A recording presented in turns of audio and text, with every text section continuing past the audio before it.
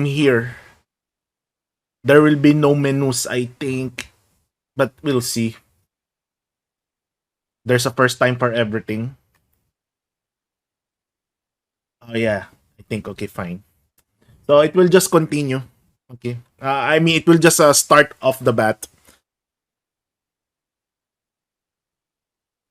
So the value of life for the very first time.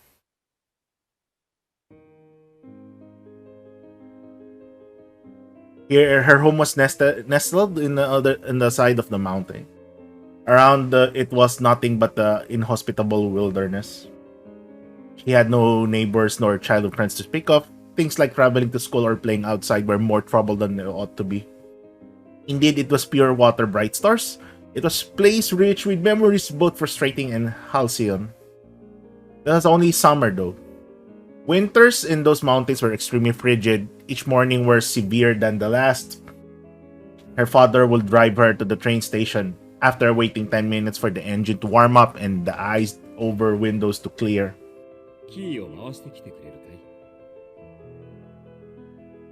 Her father would savor his morning coffee, leaving her to venture outside and rev the engine. Out of the front door she would go, traversing the garden with icy breath until she reached the old sedan. As always, she's inserted the key, then started the ignition. The engine rumbled to life, just as she proudly finished the tumble task she'd done so many times before. A shrill scream pierced the air. She knew even though it wasn't human, the feeble sound was a cry of agony. Few moments passed. Her father came out and opened the hood of the car. Creaking fan belts, monstrous-looking engine, something that didn't belong.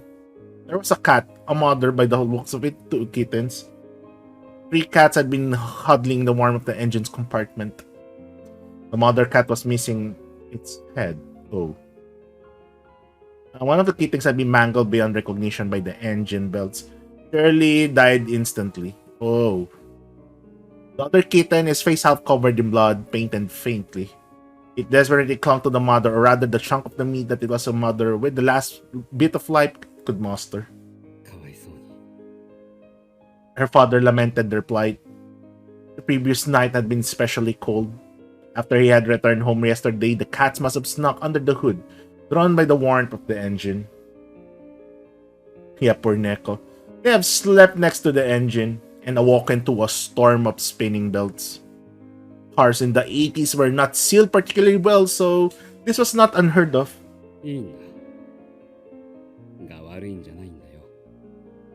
Her father's voice seemed distant. She could only make out of a small tuft of the kitten's gray fur. The rest of it was caked in blood of its mother and brother. I can see its skull. The fragile life of a speckled kitten.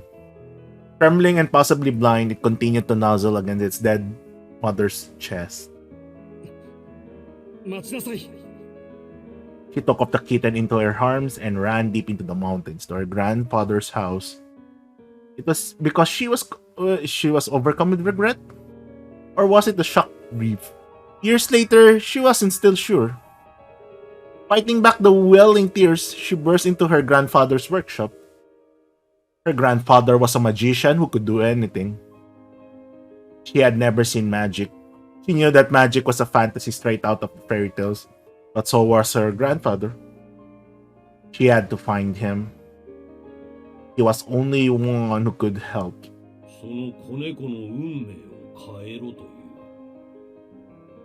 The cave-dwelling magician said indifferently, "This kitten needs our help," she pleaded. Whether it was a simple task, a Herculean labor, her grandfather would not say. He simply granted the girl's childish wish like a machine.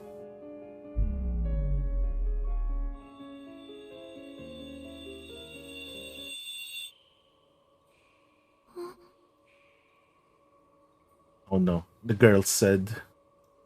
Before she knew it, however, she was holding a tiny corpse in her hands. Its fur was cold. The warmth of life had left its body.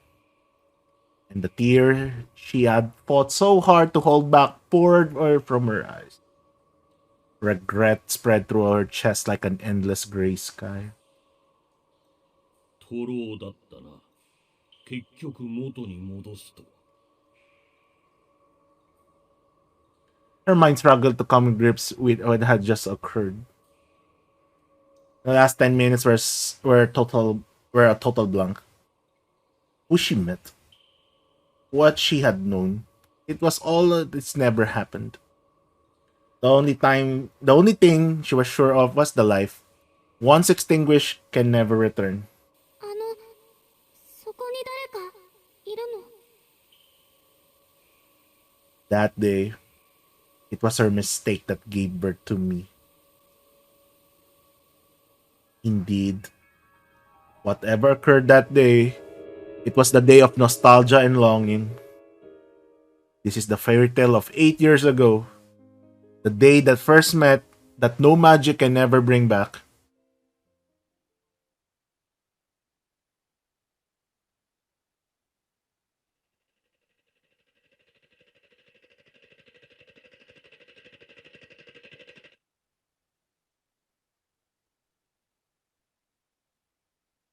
This is it. Arrogant, greedy, and able only to destroy. It must be a wolf. I don't have regrets. There's no looking back. If my pride was left you behind, my sincere condolences. But at any rate, I suppose it's my fate to die at the hands of the little Red Riding Hood. Ew. So this is chapter 1. I want to check my controls though. Okay, so this is the save data. Uh, where is the auto? Okay, let's save first. Hmm. And the controls, I need to check the controls. Still have a lot of character control settings. What? Only when red? Oh no. Okay. Uh, when I'm seeing this option, do we need to make decisions? Oh shit. Anyway. Control description confirm, cancel stop system menu, backlog, mode panel, advanced text, R1 stop, skip, uh, L1 is auto mode, okay, maybe R1 is the pause, far forward to rewind, left stick config, save, switch pages, okay, maybe I just need to, I'm not sure about the fast forward thing, I could do the rewind, left stick though, I'm not sure about the left stick.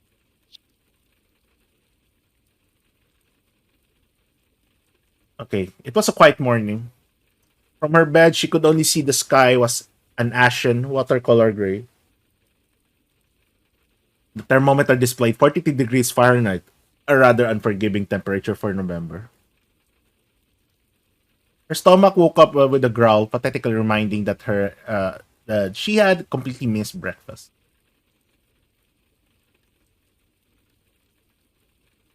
But lazy mornings like this were like today were for her a blessing. It's already well past 8 in the morning. On any ordinary weekday, tardiness would be unavoidable. But today, classes were cancelled in commemoration of the school's anniversary. Gratefully, she had every intention of taking it easy for the first time in ages. Outside the window was a gloomy gray, and it reminded her more of evening than morning. It wasn't a pleasant morning by any stretch of the imagination. But having been up all night until just 3 hours ago, she could not care less about the weather outside. All she cared about was more sleep. As long as she could spend her morning in bed, what was happening outside was no concern to her.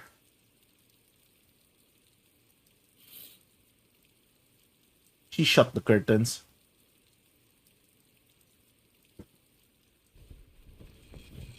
then closed her eyes and tried to let sleep reclaim her. せめてあと2時間ぐらいは凡庸な夢を見ていられますように。 Blissful slumber found her soon enough. Her consciousness faded. However, her simple request will be mercilessly refused.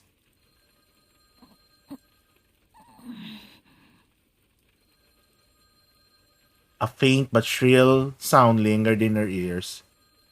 Wait. Is the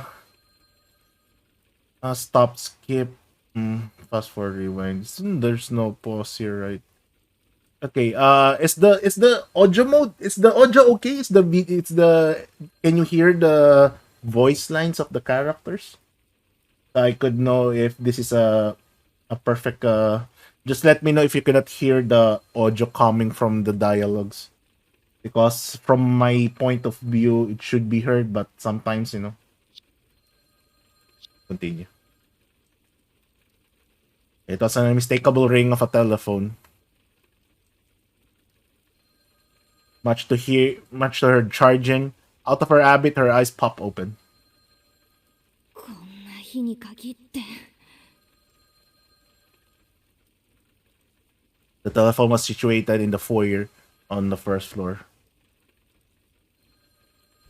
Answering it meant walking down a 30-foot corridor and going down a flight of stairs. In her sleep-deprived state, that distance seemed somewhere between incredibly far and astronomically far. The phone's incessant ringing continued. She knew the caller will eventually give up if she ignored it, but she chose to fight the urge.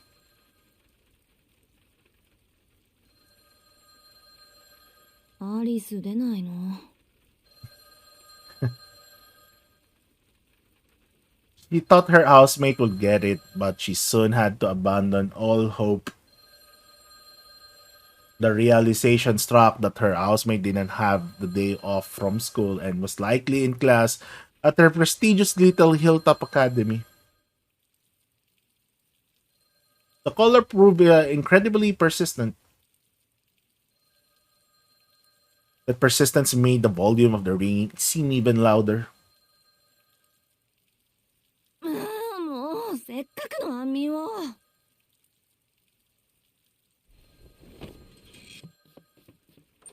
She was left with no choice but to get up and throw a top on and leave the room.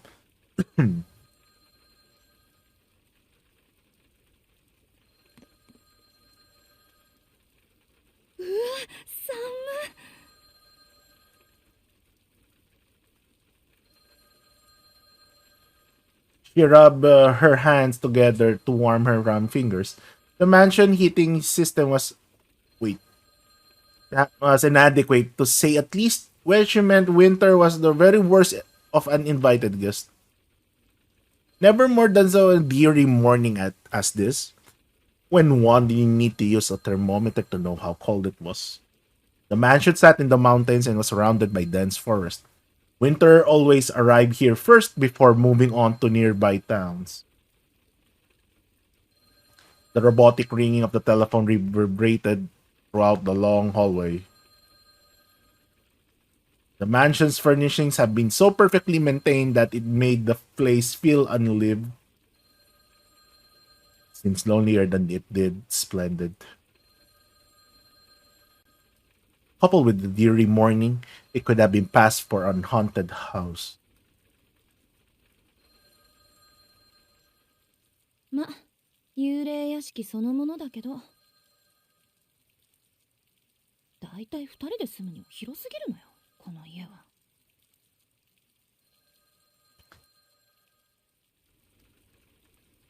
He counted more than 30 rings since it first began. The caller either had a lot of free time of their hands or had a good understanding of the houses and circumstances. She had a strong hunch that it was the latter. The window above looked out into the gloomy sky. She hastened to catch the unrelenting ring in the act as soon as possible,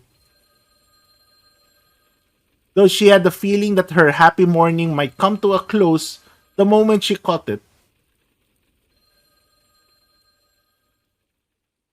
It was here that the series of incidents began. Apologies for the lack of romance to this tale,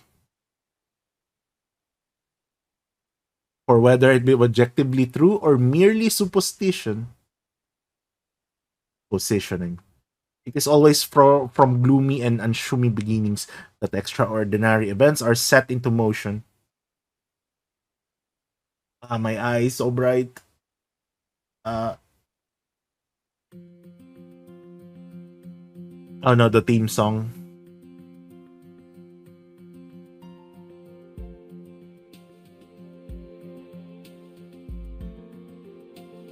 Hiniko Naso and Takeuchi. Yes, the two guys. I think they are typemoon themselves.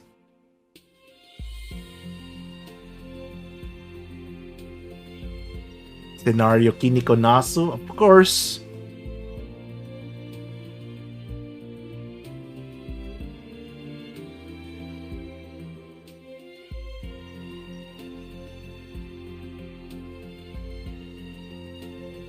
Koyama Hirozaku. Well, at least Takeuchi is doing the original art. Or the major illustrations. I mean,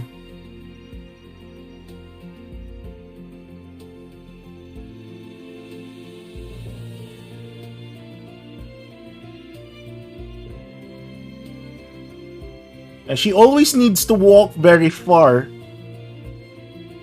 It looks like the demo is a kind of separate thing. It's like, if I'm not mistaken, the demo consists of particular chapters of the novel, selected chapters, because it starts at the middle. Oh yeah, but I want to see the demo after I play this. I will check back the demo again to see if there were changes to that part, or to the demo version against to the original version. I want to what you call this? What's the right word for I want to cherish this game and take my time with it, not to fast forward. I want to see the story itself. I want to savor the experience or of streaming or maybe reading this. And we'll see if it is correct that this title or this visual novel itself will have some connection to LB7. And that's what I'm after. But again, for sure, not all FGO players are playing this, I suppose. And will not mind about this. Except that Aoko looks like Skadi. Like, she resembles Skadi in a way.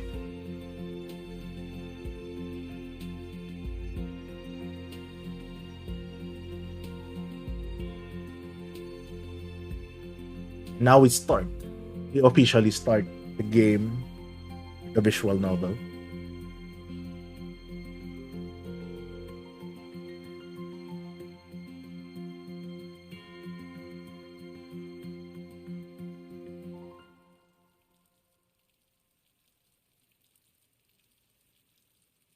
The rain has subsided somewhat by the time she reached at the school gate. Sunlight seemed to be playing a peekaboo behind the clouds in the distance. Looked like it might be cleared up by early afternoon.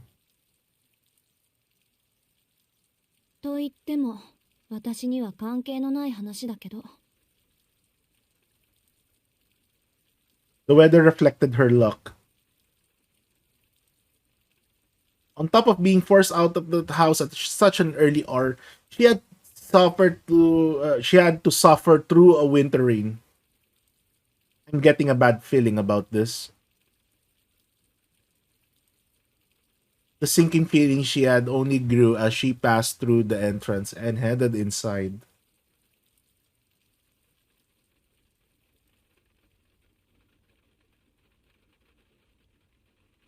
She didn't encounter any other students along the way, nor she did anyone see taking part in club activities either. The reception desk to the faculty room simply read, "Faculty closed." The school had given all of its students a day off, except those explicitly summoned like her. A fact that irked her more and more as the minute passed.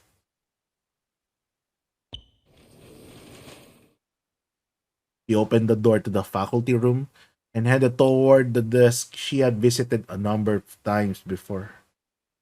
The man at the desk wore a plain shirt and suit that were nonetheless neatly pressed. Slim framed glasses adorned his face, giving off an amicable yet cunning air. The mild mannered image this mid 20s man presented clashed with the cigarette he smoked. He didn't appear to have noticed her yet. 山城先生。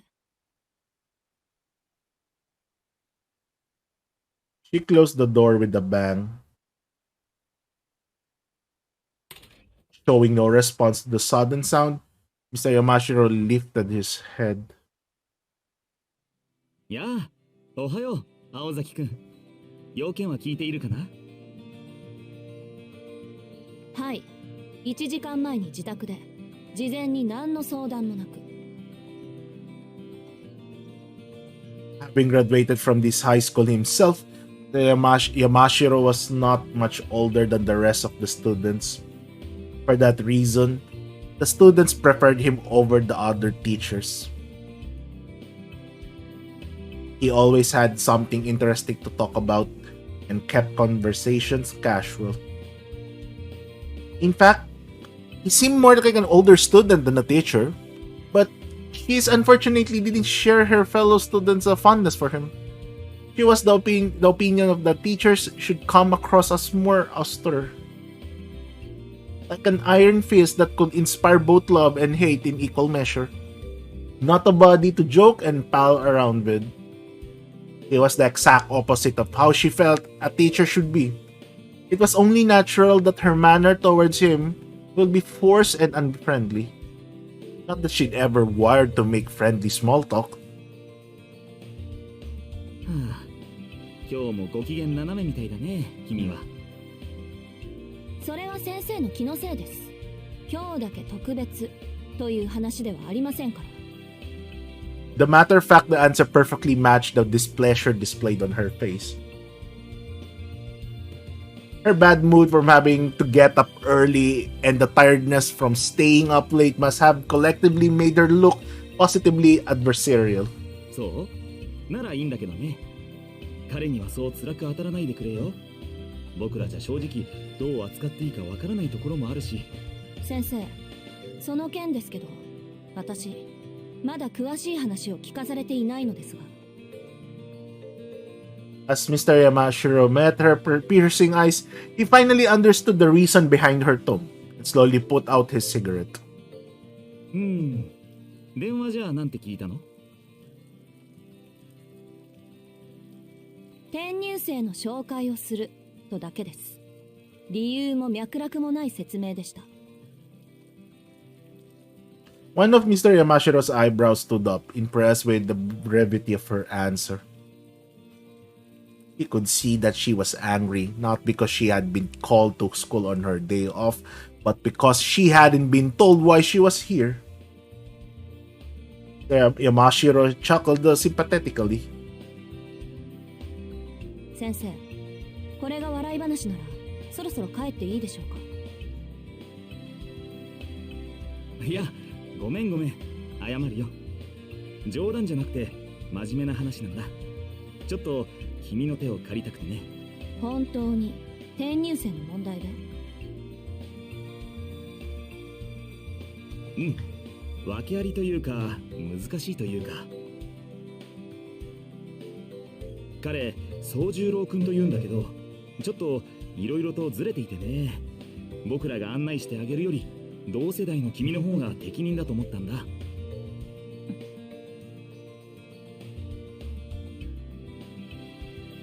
She threw him an amused look. It was negligent of them to be pushing teaching duties on her, but she did wonder how exactly this transfer student was peculiar. Maybe he meant the student had behavioral problems or was difficult somehow. But peculiar, she didn't have the slightest idea what that meant. ずれてるなんてそう使わない表現だけど。 She had her doubts but swept them aside for now. It wasn't the time to get distracted by more concerns. The fact remained that this conversation was all the peculiar she could handle. As she needed more information, she was already beginning to fantasize about saying no and curling up 一 over つ it. 質問があります。 You need to speed up my reading. あ、学年は君と同じ2年生だよ。性格は落ち着きがあって人の話をよく聞くタイプ。裏を返せば覇気がないとも取れるけど、それならそれで付き合いやすいだろ。青崎くんとはクラスは違うけど、きっと仲良くな。そういったことは本人から直接聞きますし、測ります。そうではなく、なぜ私なんでしょうか。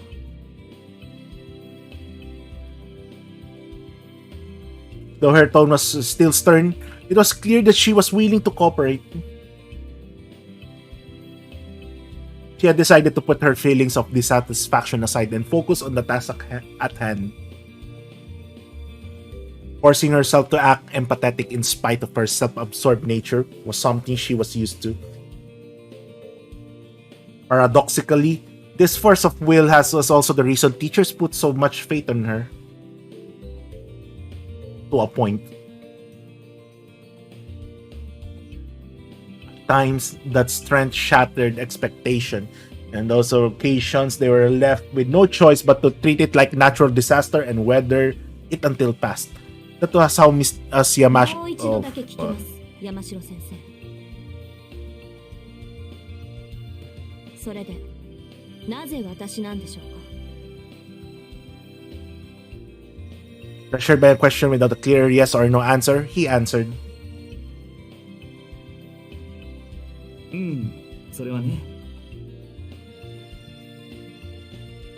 別に青崎くんが先生方に敬遠されているのと同じぐらい信頼されていて、学校のためなら教師も生徒も一緒に切って捨てる鉄の生徒会長だからじゃないよ。それ以外にこんな呼びつけを受ける理由はないと思いますけど。 Her eyes did nothing to hide her disbelief as she glared at him. Strength far beyond that of an ordinary 17-year-old girl, coupled with the youthful beauty of one. Yamashiro let slip a genuine smile, admiring the miraculous balance of qualities. いや、責務だけでいいなら僕がやってるさ。この人選に関しちゃ教師や生徒会長といった役職も関係ないよ。なんていうか、こんな頼みを損得抜きで聞いてくれるのは君だけだと思ってね。適任ですからと強く推薦したわけ。In other words, you already knew she would say no. 山城先生。うわ、怖っ。もう睨まない睨まない。言ったろ、僕にはともかく彼には笑顔でって。とまあ納得してくれたならすぐに移動しよう。もうずいぶん待たせてしまっているからね。 I like these illustrations, 雨の中ご苦労様。 especially on the sceneries. 車で送るよ。 Yamashiro stood up gracefully. I'm good, thanks, she replied before turning and walking out of the faculty room.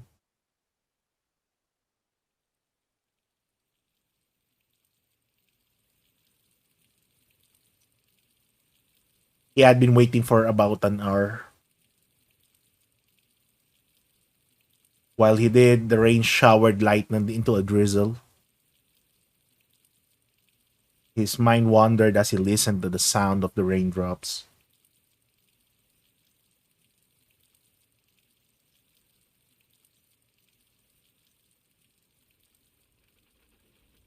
The room was filled with neatly arranged rectangular tables.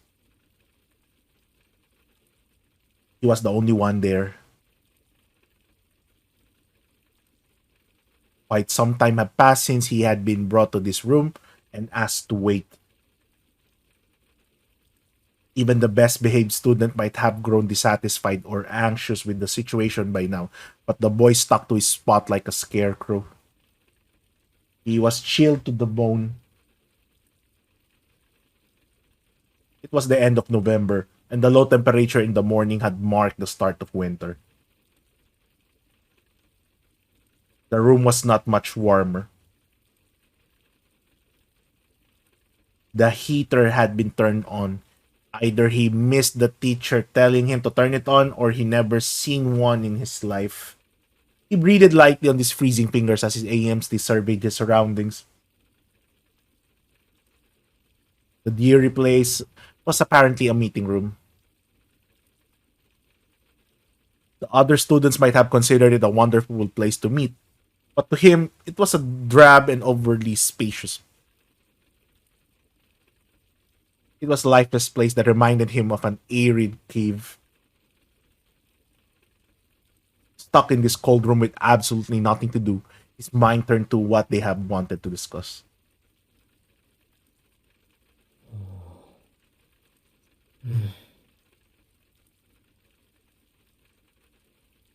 Unable to come up with a solid answer, he returned to his attention to the sound of the rain. The rain had hardly as resembled the rain in the mountains, though he could still recognize it barely. Its smell and sound were harsher, but at the end of the day, rain was still rain. Even this world, alien as it was, could have something in common with the mountains. The trivial detail perked him up a little.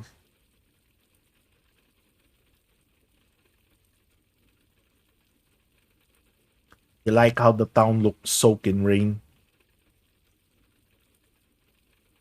Naturally, he preferred sunny weather, but he liked in its own way.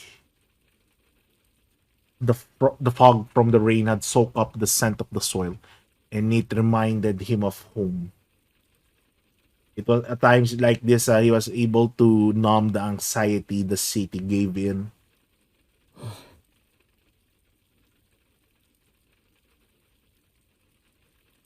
But then he let out a discouraged sigh. How pathetic. He already been here 2 weeks and thoughts of his hometown still made him sad. Perhaps feeling that he was being unfair to his new life, he composed himself and continued to wait patiently. As if having a passion for distractions, his attention returned to the sound of the rain once more. Waiting like this didn't seem to be particularly hard for him. He quietly endured the numbing cold and the hour alone with calm, deep breaths. As the saying goes, good things come to those who wait. A strong point of his or not, he was astonishingly patient. It was certainly helping me out at this moment.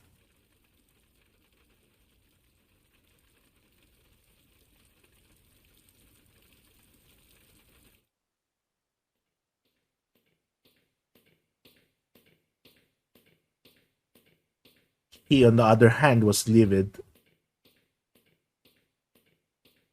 The profile of the transfer student had been explained to her and her way to the meeting room. She was told he had lived his whole life up in the mountains without any electricity. That meant more than half of civilized society would have been an utter mystery to him. なんて絶望的な断絶。戦後どころか戦前の話じゃない。ロビンソンにも程がある。 He had every right to be angry.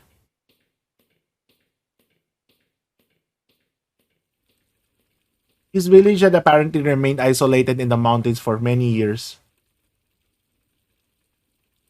Contact with the villages in the foothills of the mountains only occurred once a month or so, which was unfathomable in modern Japan.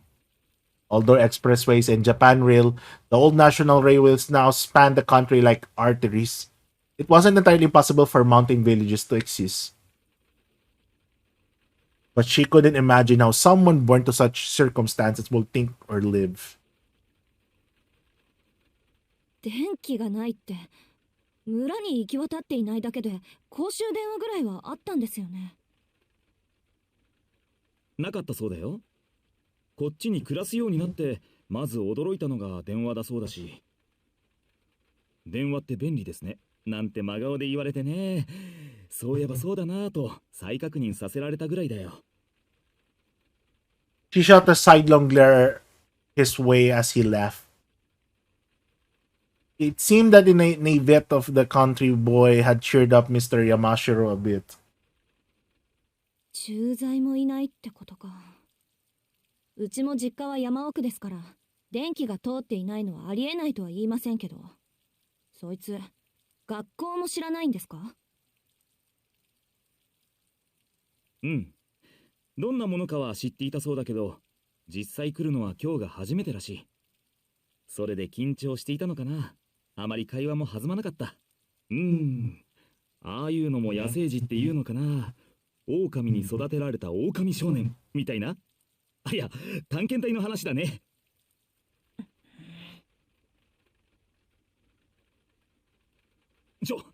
怖いな、青崎くん。冗談だって。そう睨まないでくれ。大丈夫。話してみた感じおとなしい子だったから。なんていうか言葉の通じない小動物みたいな感じ。山城先生、その例え気休めになってませんから。 As she gave her blunt reply, she tried to simulate her mind what life without electricity would be like, but the thought of it took her sour mood from bad to worse. After all, it was a world she never had known. She had never known. Could understand why the teachers had given up. She too wanted to give up and return to her warmer bed, but her good-for-nothing pride was holding her hostage. Not only did the teachers believe she was up to the task, but she also believed she could do it. It wasn't that easy to go back to her word no matter how bad things looked after the fact. She walked along the hallway, the rain pattering in the background. The meeting room was already in sight. With a furrowed brow, she fixed her long hair in anticipation of meeting the unknown stranger within. Her elegant strides were like those of a confident general going into battle. いや、青崎くん、君を信頼してる僕だけど、念のため確認しておくよ。なんていうか、優しくね。できれば笑顔とか作れないかな。作り笑いは苦手です。一応努力しているつもりですが。ああ、そうなんだ。それはよかった。いやー、ほんとよかった。青崎くんにも苦手なものってあったんだね。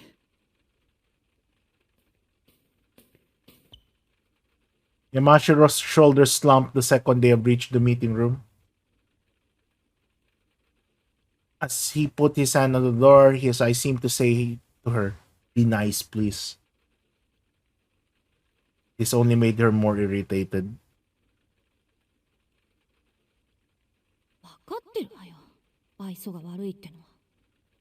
でも笑顔なんて意識して作るものじゃないんだし。だいたいそういうインスタントな人付き合いなら飛び丸の方が向いてるって。She sighed about her social shortcomings, but then it occurred to her that being called into a school on a day off while sleep deprived wasn't anything to smile about anyway. She also thought that the person responsible for this mess would be better off attending elementary school. Might not be his fault, but either was it her duty or obligation to do the teacher's work for them. At the very least, they could have used their brains and organized all this on a normal school day, another complaint she wanted to voice later. いや、というか敵。なんであろうと敵。悪いけど、情状酌量以前に敵。間が悪いのはお互い様っていうか、ほんと、なんでよりにもよってこんな忙しい時に。Her pounding headache from a lack of sleep have boosted her aggression by 10%. No matter how harmless the guy on the other side of the door may be, anyone who disturbed her sleep was the enemy.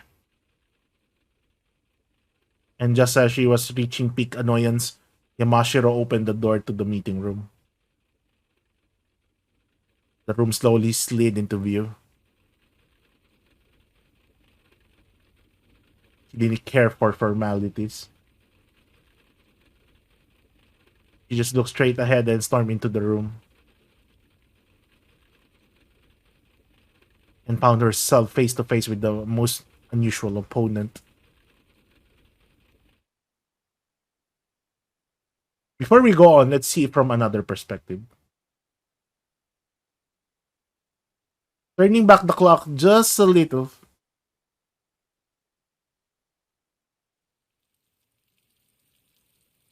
You don't have to do anything. For some, these words are priceless luxury. For others, they are unbearable torture.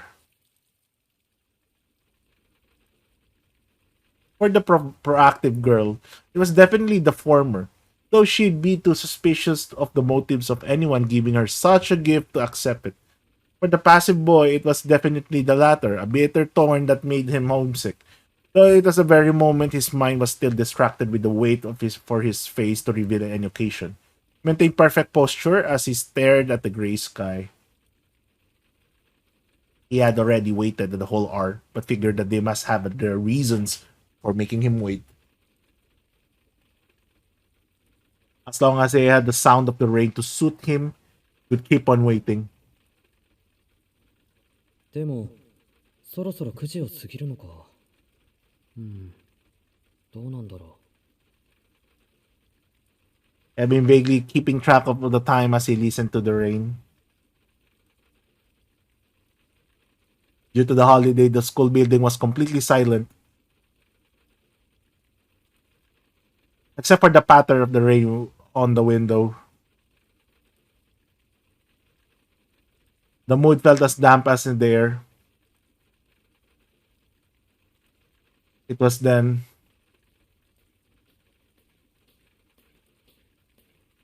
he heard the heavy clatter of footsteps approaching. う。よかった。忘れられているかと思った。He could hear two sets of footsteps. One heavier set belonging to an adult. He breathed a sigh of relief as the door slid open. すまないね。ずいぶんとお待たせしちゃって。The first person he saw was a man wearing glasses and with an awkward smile. And that's Yamashiro, the other who brought me here. ってあれ里中先生いないんですか？ひどいなあ。話し相手になってあげてと言ったのに。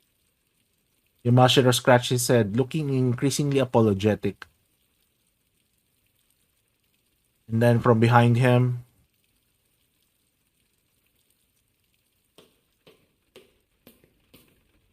with a tight lip expression that made it clear she didn't want to be there, a dark-haired girl with a determined look in her eyes appeared.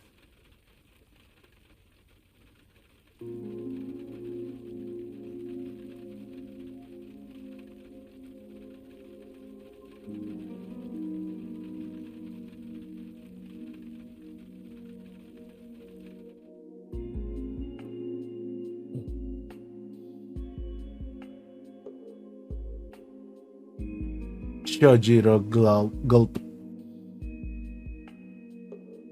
The sound of the rain or the window faded into nothingness. That's when he knew. This is how it felt when time stood still.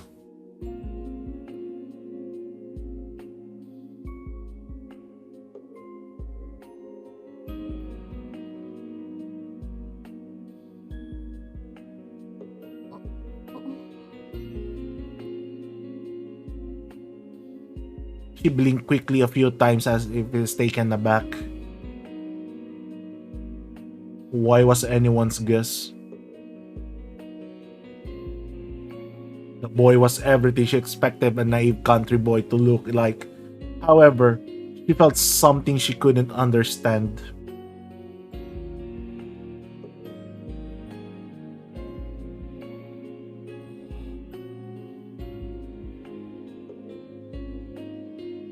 His eyes widened slightly as if taken aback. The reason was obvious. Putting his feelings into words was a different matter altogether. So we'll never know exactly what he experienced that moment.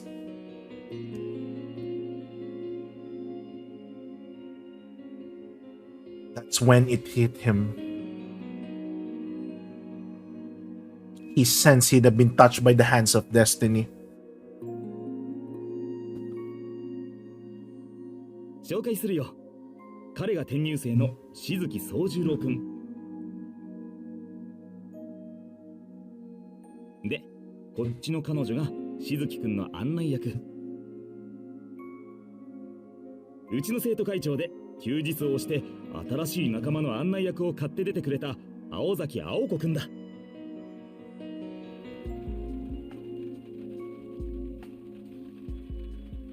His voice and the sound of the rain seemed distant. This is how they first met. Such was their start, for better or for worse, like the ephemeral beauty of fireworks.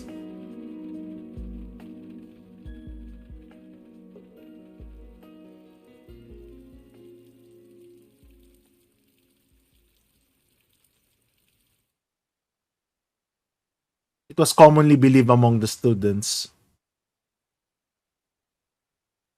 that Aoko was always in a foul mood. But this gossip was 90% prejudice, as Aoko simply didn't have the time to be irritated 24/7. The reality was she simply didn't want to explain herself all the time. And therefore she seemed angry about something, obvious or not. The idle gossip did, however, led her to her earning the title of one of the school's 7 deadly threats. The remaining 10% of the gossip was right on the mark. Aoko herself often had the feeling that her tendency to feel animosity toward harmless things was akin to what a chronic headache sufferer might experience. Today fell under the 10%. For today, her anger was pure, and her childish and selfish display was befitting of her actual age. The meeting room was dimly lit, awash in the colors of the rain. To reduce electricity costs, school regulations forbid the use of lights during the day. This was the setting the three of them found themselves in. Her first impression was that the clam de manor reminded her of a field of wildflowers. In spite of his perfect posture, he seemed subdued and frail. And though describing him as meek would be going too far, at the very least he was passive. Even though his uniform, she could see that it was thinner than average. His dark hair was unkempt, and he came across as a wholly forgettable boy. If she had to look at him in more positive light, she would describe him more a young man than a boy. was his calm demeanor that made him seem more mature. Was that the cause of Aoko's reasonless reaction? He seemed almost too at home in the meeting room. She was left with the impression that it was her and their teacher, not this outsider who were guests here. She's still irritated. She felt an unidentifiable aggravation building within her, almost as if her right to be here was in question. Aoko felt herself bracing her natural defenses. 信じられない。私、今わけもなく怒ってんの。She hated not understanding things, her own emotions in particular. It pained her less than you would imagine for a perfectionist like her, but it still nagged her like a thorn in her side. いやーほら青崎くん挨拶してあげなくちゃ。 Yamashiro's attempt to relieve the tension was equally irritating. 挨拶。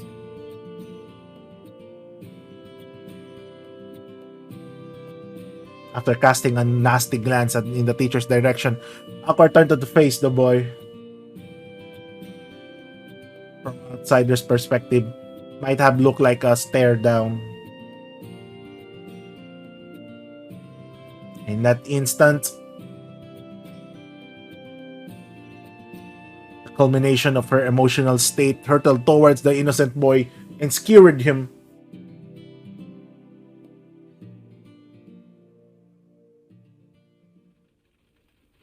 いや待たせたねしずきくん。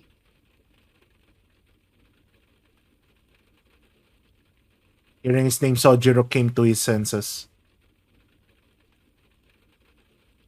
His stunned gaze shook loose. He took a deep breath to clear his head,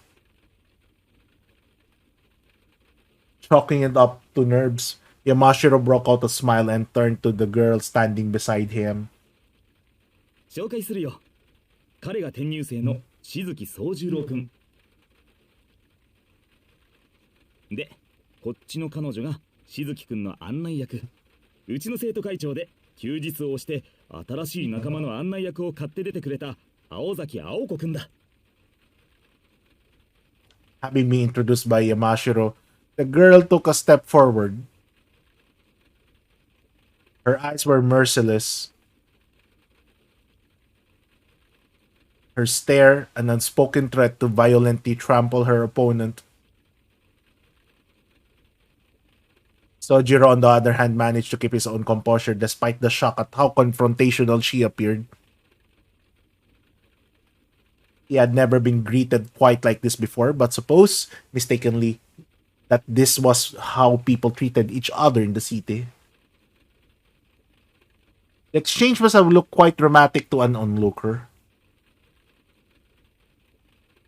A girl ready to brawl. An earnest country boy desperate to understand. It was a murderous limbo, especially for anyone in the room with them. Yeah, like Yamashiro, for example. While he had thought that he had made the right decision choosing an honor student to help me out, but this was an inexplicably bad mood, and the tension in the air was undeniable. At this moment, he realized his failure. His realization had come too late. Come far too late. One false move, and this girl, for whom no problem was too large, will become a storm that will rock the very foundations of the school. Just as the almighty Joker card could bring either fortune or disaster, the sole teacher who had been present all the time would come to bear the blame for the scandal that ensued. ああ、うん、いけてる。二人とも気は合うようだね。それじゃあ、僕はこの辺でいいかな。Yamashiro laughed nervously as he crept toward the door. 僕は職員室にいるから終わったら来るように。いいかい青崎くん、くれぐれもだぜ。なんていうか生徒会長としての度量の広さをこの際僕に信じさせてほしいかな。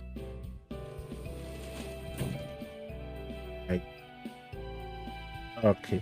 Yamashiro left, leaving the two in a lock-eyed state, in which one set of eyes was doing all the glaring. All that remained in the room was a naive boy and a cross-armed guarded girl. Okay. Oh shit. Okay.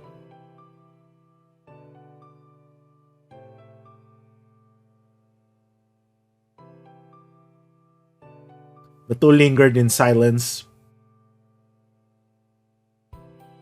They resembled shogi players agonizing over their first moves. Ultimately, it was only Aoko that had considered the scene that carefully. She decided to put her irritation aside for the time being. With no reason to feel revulsion for him in the first place, she sighed deeply and faced Sojiro. まあいいわ。山城先生がヒルアンドンなのは今に始まったことじゃないし。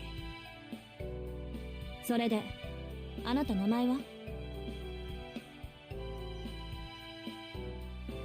Her tone was nothing in a more reproachful, though he had done nothing to offend her. But the boy failed to pick it up on it.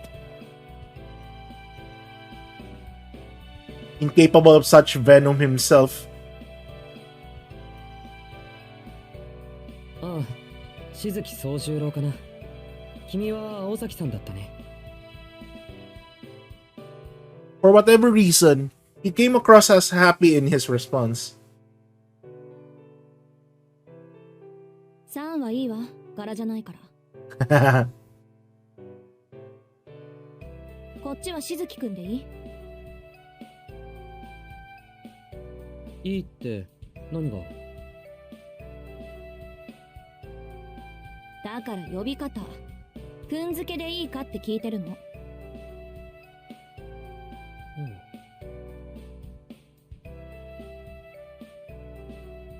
何よ、おかしなこと言った？私。いや、すごく。The boy replied immediately as if was natural response, but quickly second-guessed himself. いや、いいんだ。ごく一般的なんだろう。静木くんで頼む。君は青崎でいいんだよな。よろしく。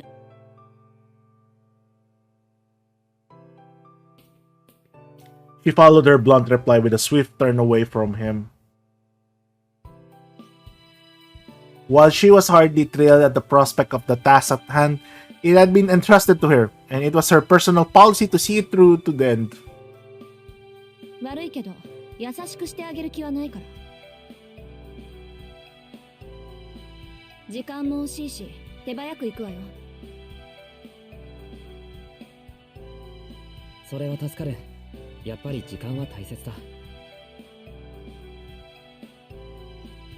Aoko's blunt rancor was lost on him once again.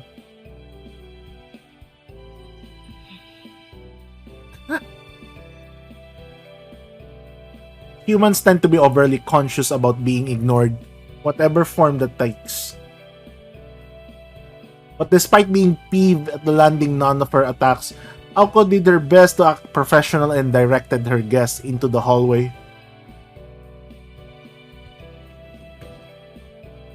There was no sunlight in the hallway nor any sign of life. This was more like a prison that was the meeting room. As it dawned on Aoko that the hallway matched her mood, she sighed once again. まず聞いておくけど、山城先生から聞いたことは理解してる？ああ、学校の仕組みについては分かった。この建物全部に同い年の人間がいるなんてちょっと想像できないけど。そう、よかったわね。Aoko rubbed her forehead. This Shojiro kid had no idea what he was in for. Apparently, all he had heard that school was the place where a lot of people meet to study.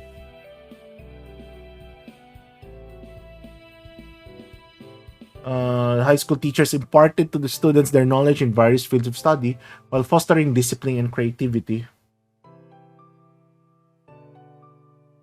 But they never did Aoko imagine that she would have to explain the concept concept to someone.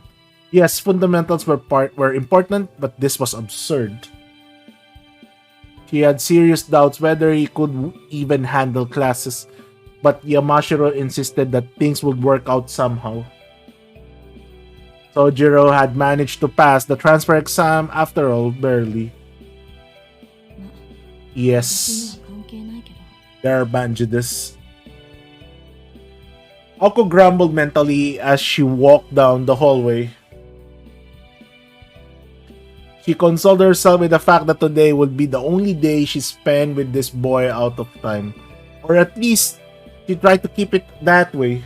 Aozaki.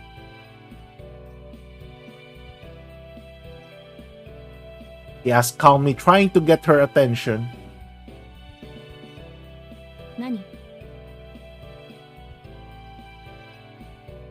こっちも一つ聞いていいかな。だから何？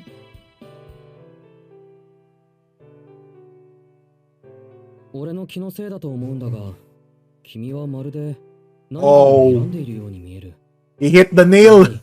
今朝は悪いものでも。His gaze revealed earnest concern as if asking her if she remembered to eat breakfast. Oh yeah, here we go. It was like another hammer to the head.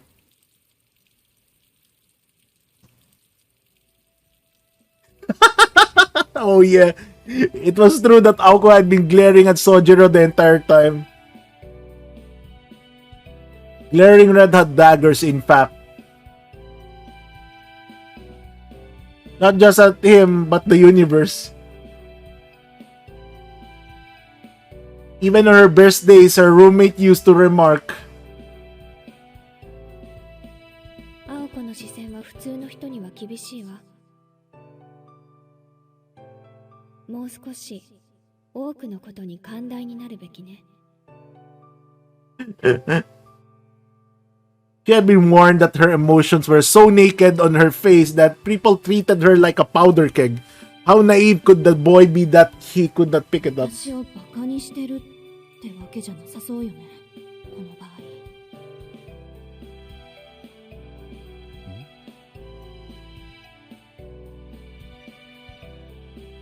Even she found her own attempt to reassure herself unconvincing.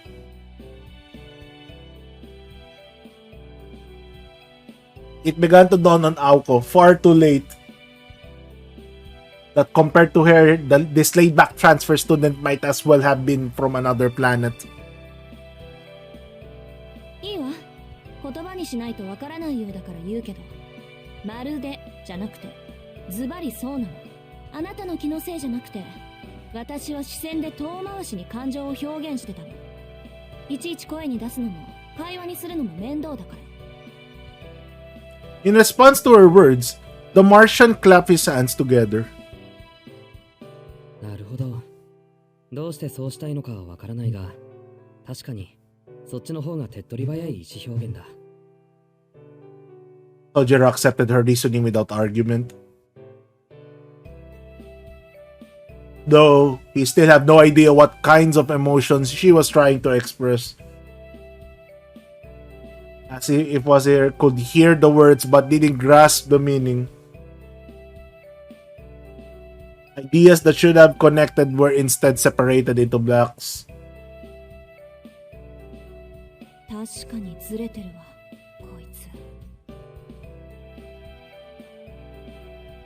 Yamashiro's words made sense to her now. What was odd about this boy went way beyond naivety. A stranger in a strange land he may be, but it was only civilized to forgive him some jet lag-induced confusion. じゃ、とりあえずあなたの教室に行くから。She had regained her composure. Sojiro raised his hands and stopped in his tracks. あと一つ。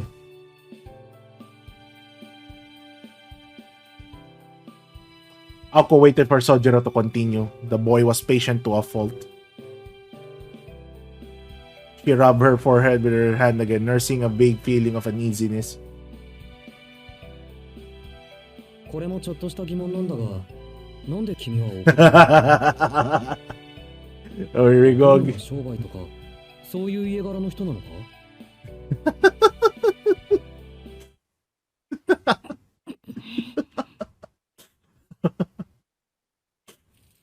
？Oh yeah. A long silence. Though she knew it wouldn't change the situation, she remembered her regret at answering the phone that morning. He meant no harm. She repeated this like a mantra in an attempt to keep her impulses in check. 別にあなたのせいじゃないから気にする必要はないわ。ただ、この一瞬とお昼まで眠っていた場合を計りにかけたら、あまりに利益の違いがあって頭を抱えただけよ。With that vague answer, she started to walk again. And turned her gaze away from this rude stranger named Sojiro Shizuki. While what constitutes normal is certainly up for debate, most undoubtedly refer to him as so. He was simple and nice boy with nondescript features. If he was an ice cream flavor, it would be vanilla. And Sojiro found Aoko to be very businesslike and full of life. There was a certain purpose to her movements, as they began and ended in an orderly fashion. The way her finger raised when she pointed at things, the way she made her across the hallways and classroom, the way she would occasionally glance back at him to make sure he was keeping pace. Each and every movement was so impressive that he couldn't take eyes off her.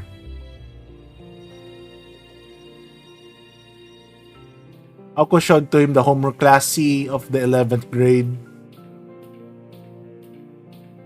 The room certainly displayed more of a human touch than the previous meeting room, but Sojiro was none the wiser as to its function. Aoko gave a brief explanation before they visited individual subject rooms, as well as the gym, cafeteria, locker room, and school infirmary. Sojiro asked so many questions that much time has passed before they reached the EV room on the second floor. まずいな。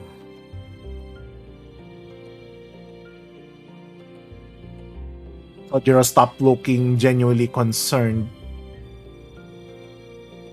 あと20分経つと1時だ。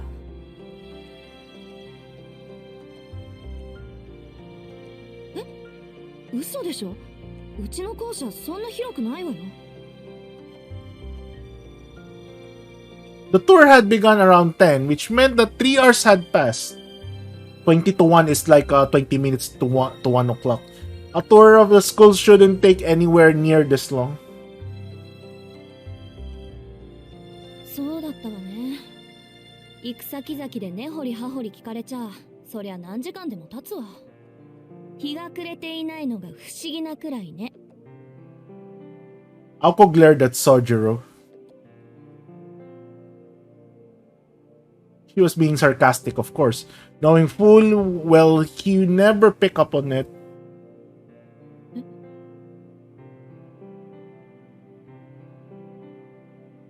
To her surprise, he looked down apologetically, unable to hide his dejection. なんだこいつ、ちゃんとしてるっちゃ。 The guy before her now was nothing like earlier. Yeah, I feel bad for him. In contrast to seeing his once impenetrable demeanor when they first met, she found herself feeling sympathetic. Momentarily, at least, until her irritation returned in full force. で、何がまずいの？覚えることが多すぎてパンクしたなんて言わないでね。いや、それもあるけど、学校のことは別にして一時になるとまずいんだ。Sojiro's gaze wandered as if worried about something. If you worried about the weather, you have hard time seeing as if there were no windows in this hallway. へえ、時間を気にするってことは用事があるのね。そう。人の予定を引っかき回しておいて、自分だけ好きなようにやろうって言うんだ。なんだ、顔に似合わずいい人ね、君。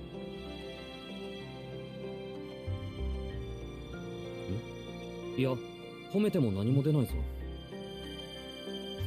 What the hell? 誰も褒めちゃいないわよ。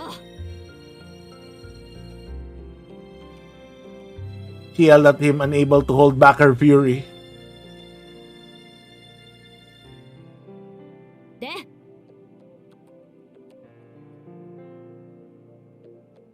で、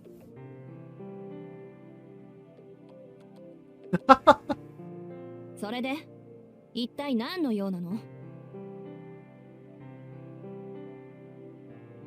Sojiro's face lit up and he finally understood what she was asking him. そこは秘密にしておきたい。Oh. He said with perfectly straight face. 慣れ始めたつもりだったけど、こいつのこういったテンポには失神しそうになるわ。Her frustration was natural. Still, she did everything she could to stifle her feelings and fake a smile. しずきくん、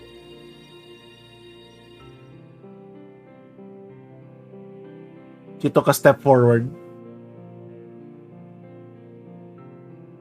秘密だってば。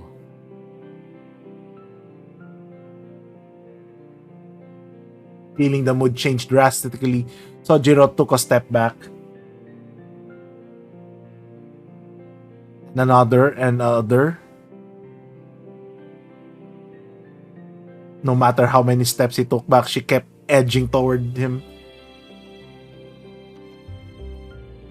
She was smiling, but he thought he could see the blood boiling beneath her skin. これ最後の質問にしとくわね。あなた、私をからかって楽しい？ He had no intention of mocking her, though at this point, he doubted presenting any evidence to prove this would do much to raise that forced smile on her わ face. かった。説明する。His arms raised in surrender. He halted her advance and freed her face from that unseemly smile. 実は1時からアルバイトがあるんだ。でもここはそういうの禁止なんだろ？そうだけど、あ、禁止されてるから秘密にしようと思ったの？バカね。それなら許可さえ下りていれば問題ないわよ。知ってる。試験の時に許可はもらってる。へえ。Aoko's face lit up as she realized he might not be the piece of work she thought him to be. Yet, しかし許可は一つしかもらえなかった。 oh, 一つって、あなた掛け持ちでバイトしてるの？これでも2件減らしたんだ。生活費だけで大変なのに学費まで稼がなくちゃいけない。なのに働き先は一つだけというのはあんまりだと思わないか？いや、あんまりなのはあなたの方だと思うけど。Though still irritated, her opinion of him changed a little. She was impressed that he was able to take care of his tuition and living expenses all on his own. She could also empathize with having no time to oneself. Her anger began to subside. The words part-time job were about the last things she ever expected to hear out of this country boy's mouth. そういうことなら仕方ないわね。いいわ、行きなさいよ。事情は分かったから。青崎はいいのか？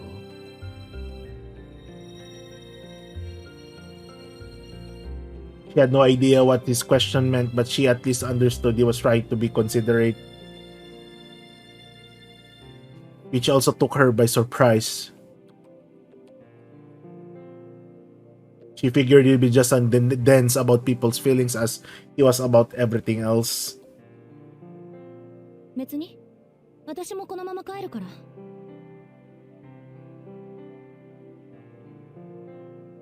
First, though, she thought it would be best that they both stop by the faculty room. Yamashiro had mentioned that the transfer procedures had already been completed. All that remained for him was to sign off for her duties. 先生、案内終わりました。それはお疲れ様。しずきくんもお疲れ様。それで校舎を回った感想はどうかな？ありがとうございます。なんというか、とても学校ですね。そうかそうか。うん、明日から頑張りなさい。She had no interest whatsoever in the pointless wrap-up meeting. 山城先生のことは気にしないでいいわ。教え子に厄介なことを押し付けてふんぞり返っているぐらい職員室が好きなんだから、何時間でも待ってるでしょ。いえ、待ってるべきじゃない？そうか。青崎がいいんならいいんだな。ん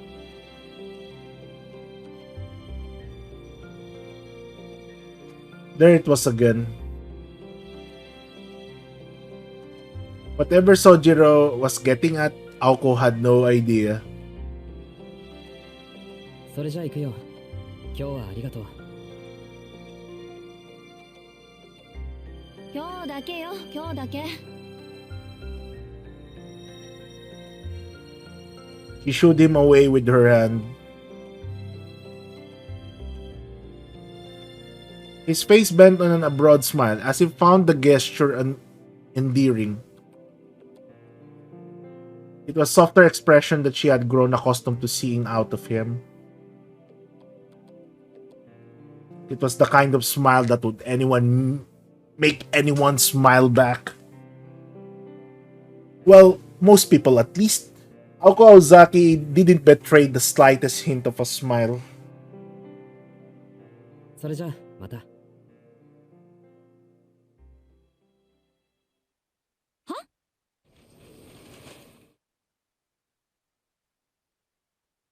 And with that friendly farewell, Sojiro walked toward the end of the hallway. Or she thought before he turned into the next class over.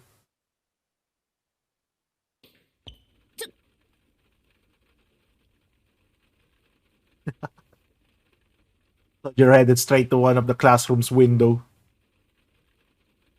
What? Oh yeah. Whereupon opened with ease. The chilly November air filled the room as the soft sounds of the rain doubled in volume. that in instant she realized his intention with opening the window. She really wished she hadn't. いや、待て待て待て。 What the hell? He already had one leg out of the window when she dashed to stop him. 何するつもりよ、あんたは。何って、アルバイトに行くんだけど。その窓は人が出入りするところじゃないの。だいたいここ何階だと思ってるの？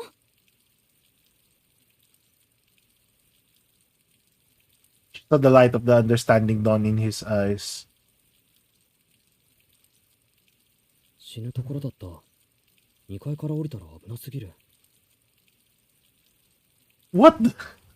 危ないのはあんたの頭。 Holy shit. Her insult was run right over his head. Did he really meant to do that? こっちじゃ窓から人は出入りしないの。さっき言っとくべきだった。知ってるよ。時間がないんで慌ててたんだ。Elevator EX. ありがとう。これからは気をつける。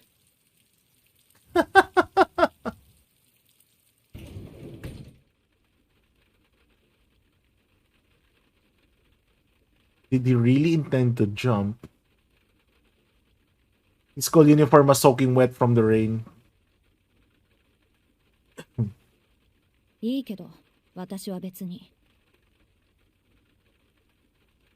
あなたがどこから外に出ようが関係ないもの。ただ、できれば私の前ではやらないでほしいだけよ。それより、あなた、本当に明日から学校に来るの？来るよ。不安だけど、案内してもらったし。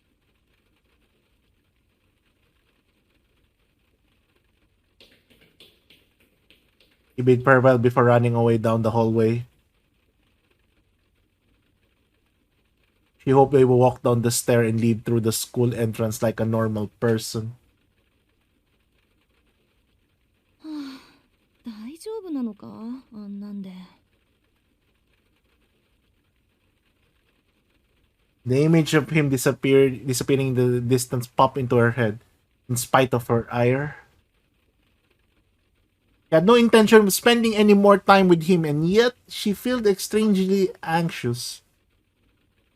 She couldn't tell if the feeling was fueled by concern or irritation. Why had she even got angry with this insignificant transfer student in the first place?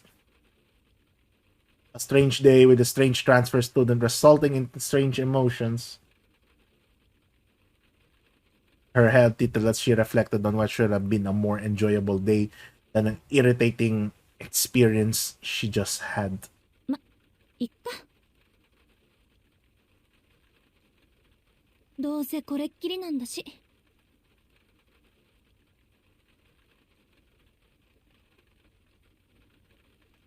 The sound of the rain echoed quietly all around her. The gray sky seemed frozen in time. It was impossible to discern whether it was morning or evening. Yamashiro and Aoko were like the only ones left at school. The unlit classroom looked overly gloomy and ominous as Aoko stood it in all alone. She pulled up her left sleeve. Her dainty, unremarkable watch showed that it was almost 1 o'clock. 時間合ってる。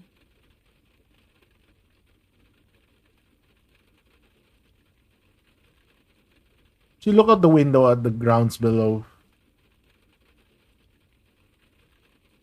She saw a boy in uniform running through the rain without an umbrella. A sight she must have been seen before, but for whatever reason, affected her far more than she wished.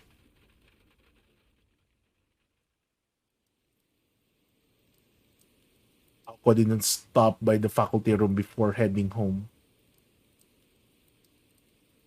While Yamashiro's offer to drive her home was tempting, she decided it would be ultimately be far more satisfying to ruin his day, just as she had hers. She walked as quietly as she could toward the entrance and opened her bright red umbrella. Yeah, predicted that morning the rain was waning in the afternoon. And then this rate, it will probably cease completely in an hour or so. Distant sunshine would like ever reach by her by the time she arrived home. ま、それも悪くないか。She shrugged her shoulders in resignation. She neither liked nor disliked rain, but she found herself enjoying her walk home with her red umbrella in hand. The teachers at Misaki High School weren't fond of bright colors, so Aoko's red umbrella was an unusual sight. A ghost story about how the umbrella was one of pure white had been making the rounds, but it featured Aoko instead of a ghost. It was that umbrella that she made her way toward Misaki Station. The private Misaki High School got its name from the town with the same name. The area was once a sprawl of farmland and woodland, but rapid growth over the last 10 years had led to an unprecedented modernization. Were some who fought to preserve Misaki's natural treasures. 残すことには賛成ですが、それでは残すだけになってしまうでしょう。With those words, the mayor snuffed out the voices of the minority and ushered in a long-term plan for new urban development. More than enough funds for our urban development were collected.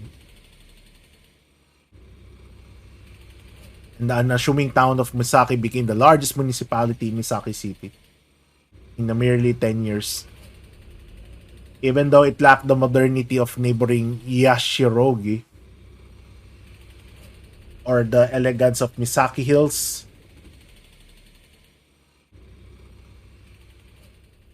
それも当然よね。どういじくっても、もともとが山中の宿場町だし、山ごと切り崩すって言うんなら別だけど。urbanization had been contained to the lowlands around the station, with most of the hills and mountains still standing as did 10 years prior. The exhaustion of funds succeeded in protecting the old Misaki, where the citizens could not. It became a truly odd suburban town, welcoming an increasingly urban population with its vestiges of an old country charm. Misaki High School was a private high school established long before the town's current state. The original campus, built 50 years ago, was located high up in the mountains, making its current location its second incarnation. The path of the old grounds was remote, steep, and also well trodden by animals. For these reasons, among others, Misaki High School had been shuttered until almost 20 years ago when it received a donation from a department store chain that allowed the construction campus in the city. And thus Misaki High School reopened its doors, the old woodland campus forgotten. In fact, most of the students attending Misaki High School were not from Misaki at all. The hearty rustic people of this country town preferred prefectural schools to private ones.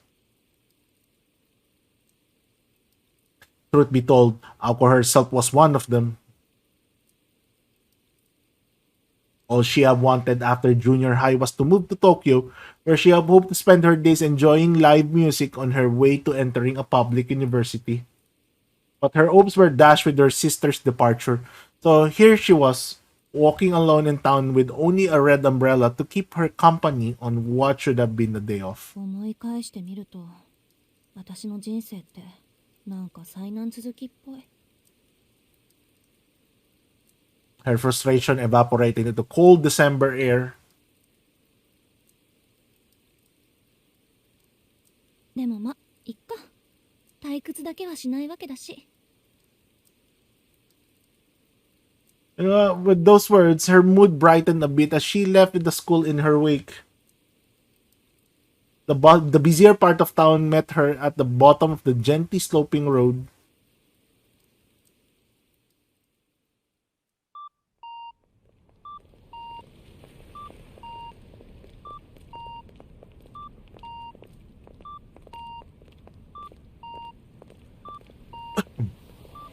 Misaki's train station was brand new.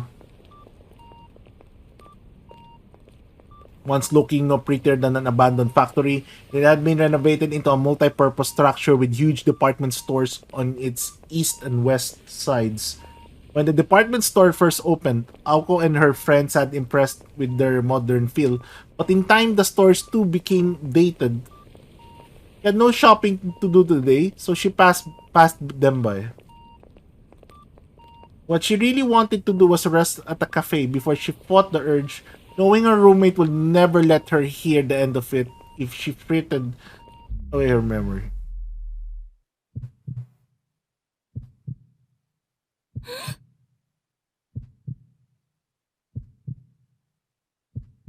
She looked back and blinked. For just a moment, she could have sworn she had seen someone suspicious in a red dress out of the corner of her eye.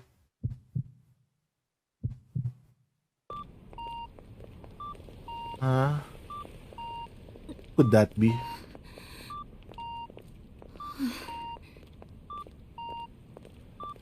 Must be in her imagination. The sixth sense chill she was experiencing down her spine was a familiar one at this point. She continued her walk home, brushing off the event as if it never happened. And time, the chill faded and all was left was sounds of the town.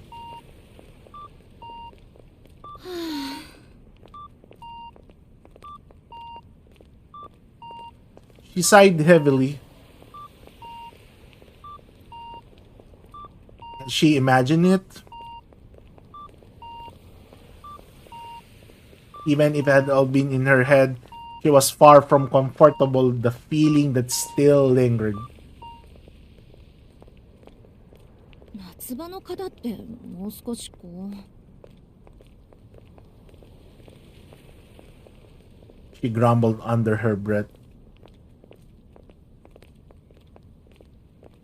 波乱万丈、商売繁盛、諸行無常と。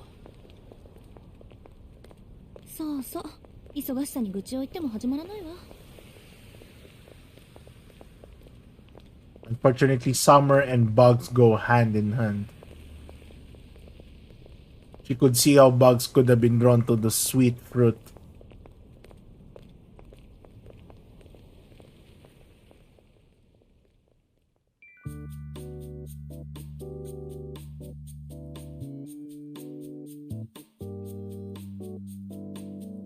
Rank with grease and heat, the kitchen was closed for the time being.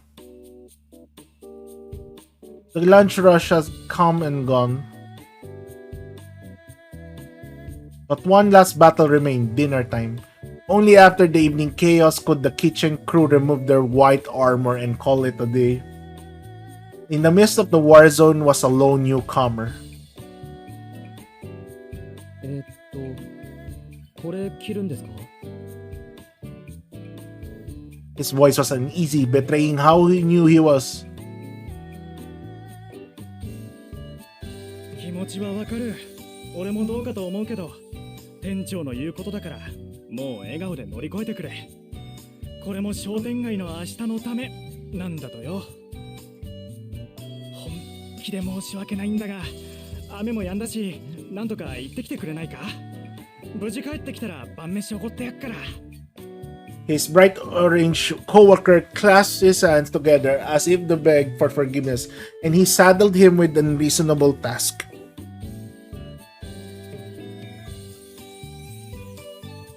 Ten years ago, Misaki City was a town of farm and woodland. But everything had changed. The front of the station was now lined with tall multi-story buildings, and residential areas were similarly full of apartment complexes. The once rustic scenery around the station had long become a thing of past. Shironizuka was only the place in the city that contained vestiges of the old town and a pocket of pass inside the urban jungle. The road extended up an conspicuously high hill to an old residential district far from the hustle and bustle of the train station. Long ago, it had been considered unwise to build on the high ground, so nobody lived above a certain elevation. Shironizuka, sitting as at the top of a hill in the middle of town, was no exception to that convention and had no residences to speak of. The asphalt continued for some time, eventually giving way to a mountain road that was swallowed into the cover of trees. A lone vending machine stood to mark the boundary between them and beyond.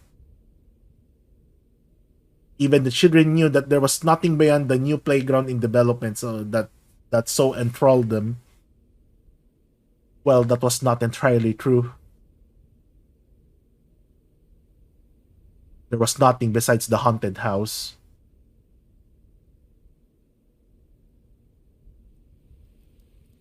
Okazaki traversed the long slope.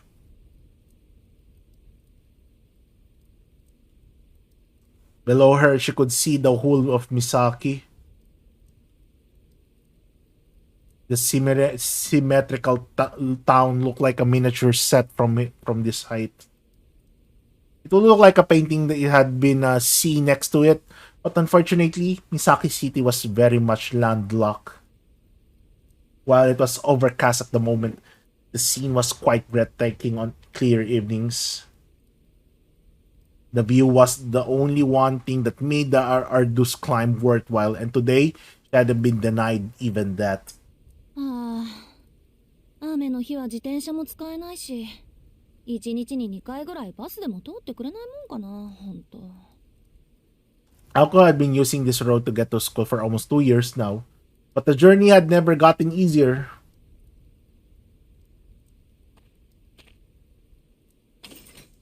あれ、鍵閉まったまま？アリス、まだ帰ってきてないんだ。With a weary shrug, she put her hand on the rusty iron fence.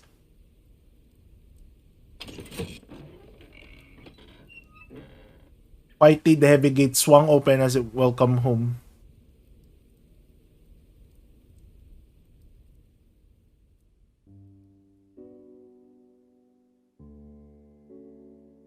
There sits atop the hill at a haunted house. That's how a story much shared around the town used to begin. But fresh rumors about the house has sprung to life almost as fast as the town's modernization.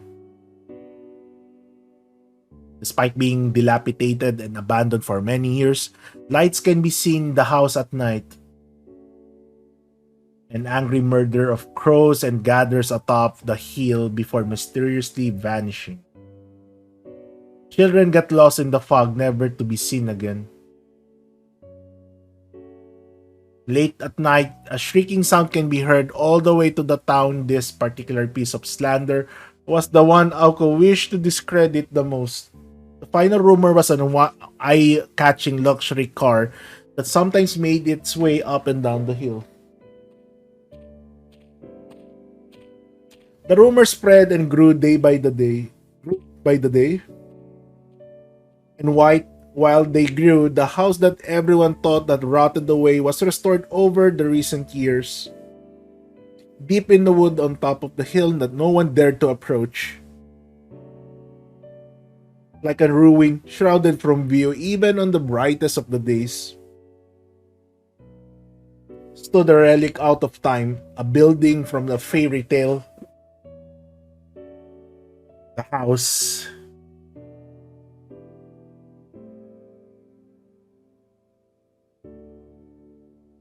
was the Kunoji mansion. Everyone in the town knew about this witch house on the hill. The unabashedly haunted house where Aoko Ozaki resided for reasons unknown. Needless to say, it wasn't really haunted. The The Kuonji family home was a grand Western-style mansion with a long and storied history stretching all the way back to England. It was too small to be a dormitory, yet too big to be called a house. The main building contained as many as their 3 normal houses worth of rooms and was surrounded by a large, all-encompassing courtyard. The perimeter of the grounds was surrounded by a high iron fence covered in thorny vines. There was also an annex to the main building. Given such extravagance, it was no wonder that it inspired rumors to the town residents that mere existence of such lavish and out-of-place mansion on the top of the hill was a cause for suspicion. Rumors, lies, and slander were the prices to be paid for fame. With only 2 lodgers, it was hard to disagree with the perception that vampires must be living there or here. ま、私はともかく、アリスはそういうのやりかねないし。She put her hand on the front door. It was a grand double door that would have paired well with the brass lock, and yet it was secured with a little more than a simple keyhole. Pushing it open with one hand, she entered supposedly haunted house. And by the way, if vampires were not enough to scare you, ghosts were known to appear on certain nights.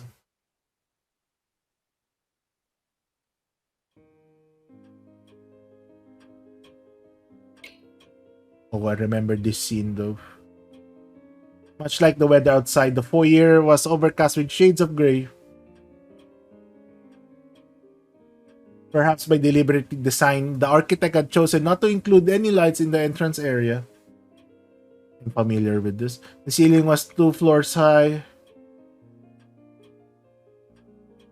The only light in the room came from the skylight. It was particularly gloomy on rainy days. On moonless nights, it was like a world itself ceased to be. Aoko decided the drawing room to the east would be the good place to rest, but knowing that she would not be able to relax until she changed clothes, she started up the stairs. The stairs curled up to the wall to the second floor hall. There was third floor attic as well, accessible from the far end of the hall. She had never set foot in there in the 2 years she had lived here, though. The Kunoji mansion was more or less divided into 2 wings, east and west.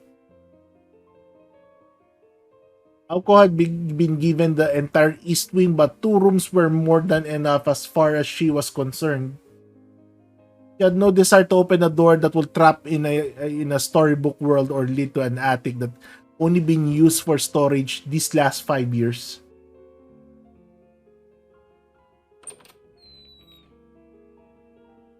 Aoko's room was at the end of the east wing's long corridor. She had elected for a smaller room for no other reason than she had thought it would be easier to clean.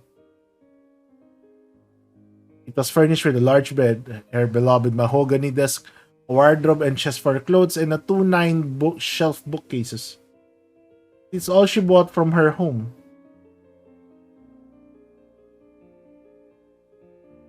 Her entire life of 16 years reduced to this.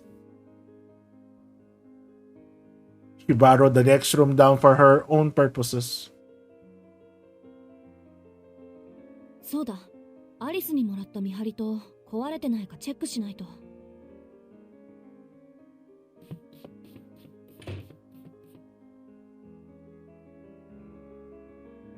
She needed to see if the project she had been working on all night have borne fruit. The study next door was served as a proof that of the life she had been living for the past year and how different that life was from the one she had lived before. It was not a room for the person she had been. It was a room for the person she had eventually become, A place of solitude that only one she could enter, or so she thought. うわ、壊れてるどころか跡形もなく消え去ってる。やっぱ自己流アレンジはまだ早かったか。いいわよ、笑いなさいよ、コマ撮り。The nosy neighbor that had been introduced upon her sanctuary flew away. While not exceptionally talented, Aoko did not lack for effort and was not afraid to fail. One could have almost mistaken her approach for optimism.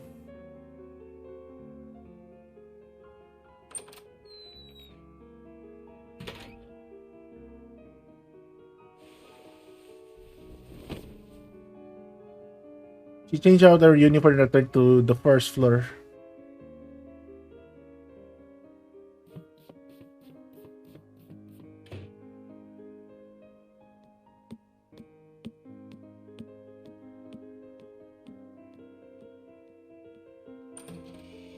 Down the stairs, she opened the door to the east wing into the corridor as dark as a cellar. The absence of the windows meant it was pitch black without lights on, so she flickered the switch and entered the nearby doorway.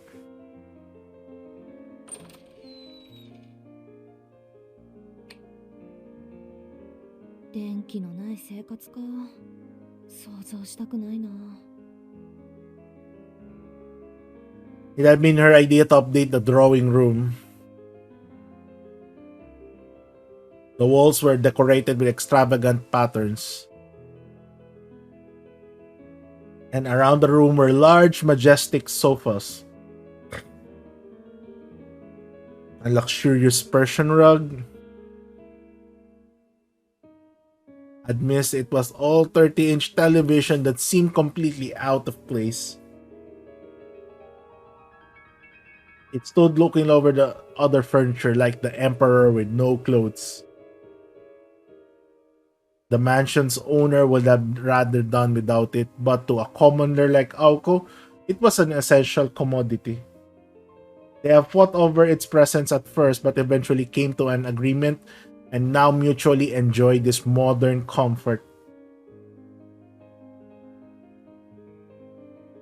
なんだ、人のことは言えないか。うちも案外時代錯誤な家だった。Now, in a somewhat pleasant mood, she decided to brew some tea. She boiled some water to kitchen, prepared a teapot, and made herself some black tea.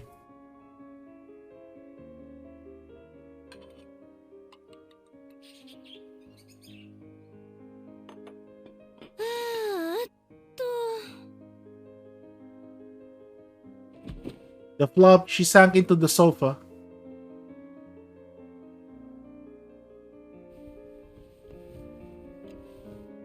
She took a sip of her tea and then another.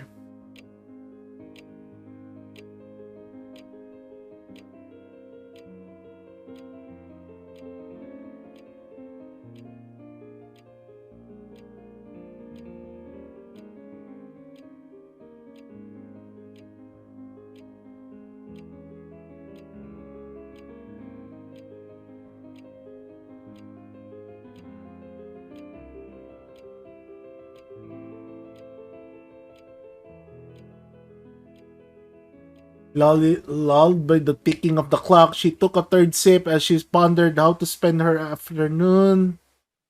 Sofa almost seemed to be inviting her. She sunk even further into its comforting embrace.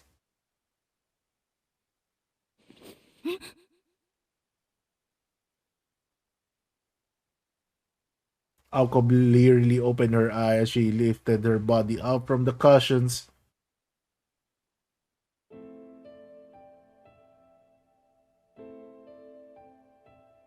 This was no dream nor delusion. At some point, a girl sat down across from her. Not the least bit surprised, she reached for her teacup. But the tea within had gone completely cold. 寝てた。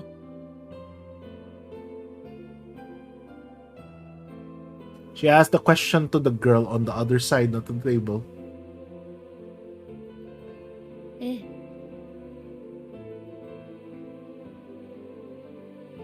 The girl answered without lifting her gaze.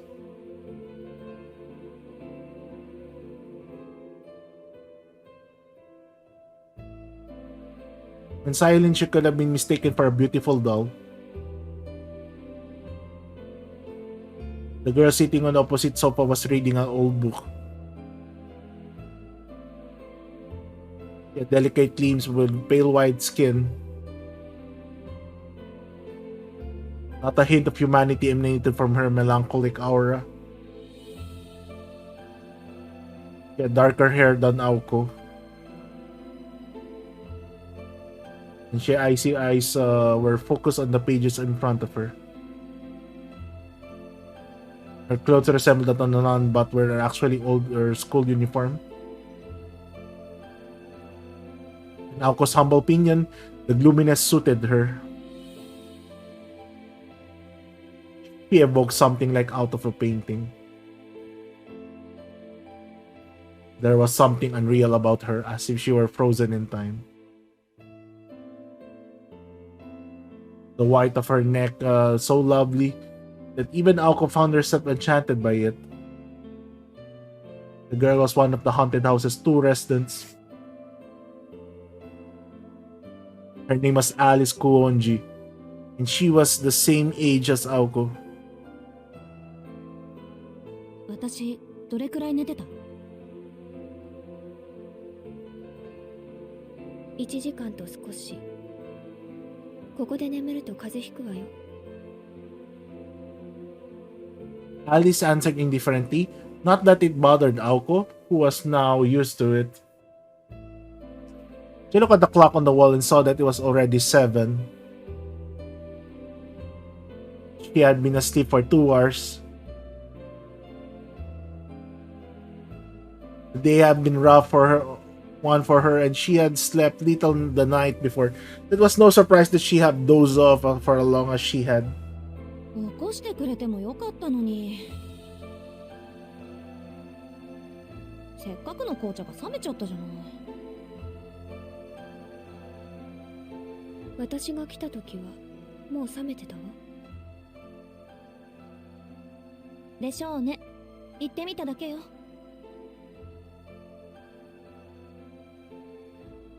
Aoko drank down the rest of the cold tea in one gulp. The poorly heated Konji mansion that was one than enough. こうなると、 Oh shit. フォートナム&メイソンも何もないわね。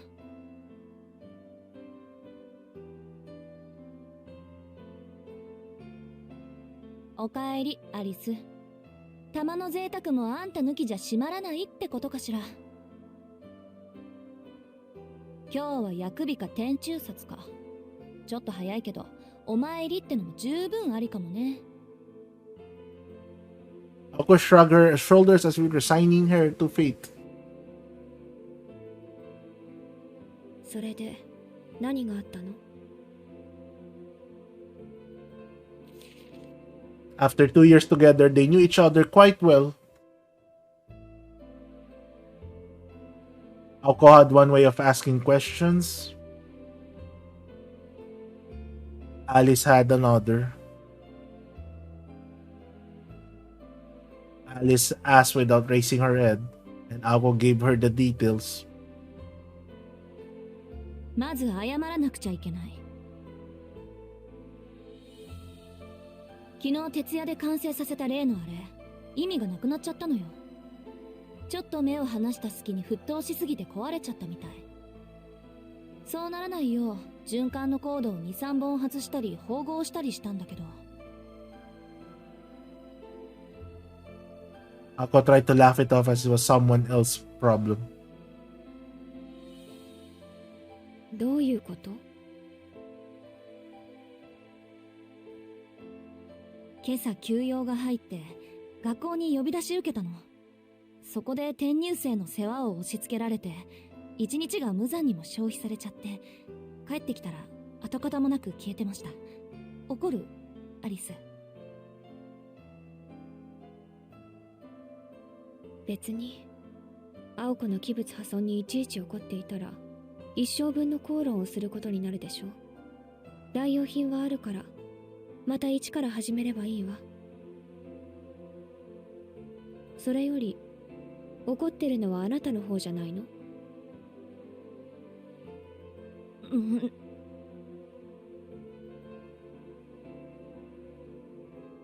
Alice was very much on point today. It was true that despite outward appearances, Aoko was seething with frustration. That aside,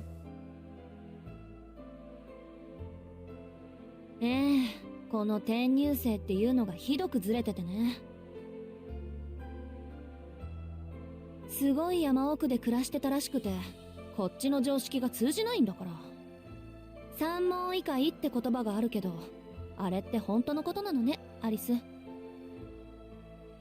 Alice raised her head in response, hearing her name.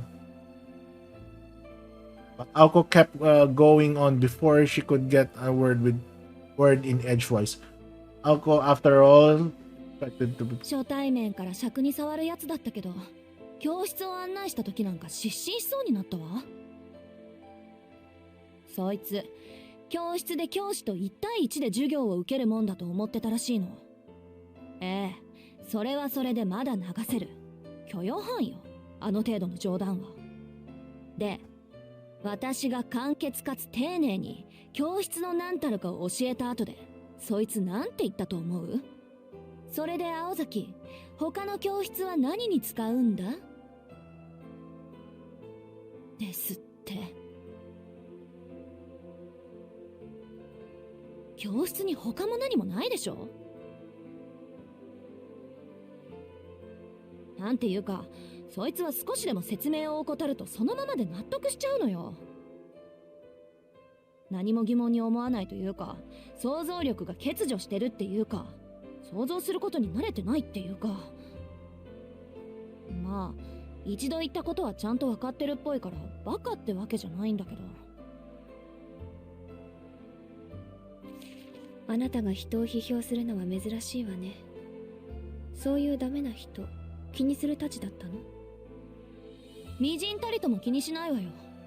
けど明日からどんな間違いをしでかすのかちょっと心配なだけ。 What she was already worried about was having to clean up that mess, and when it happened, that had to be it.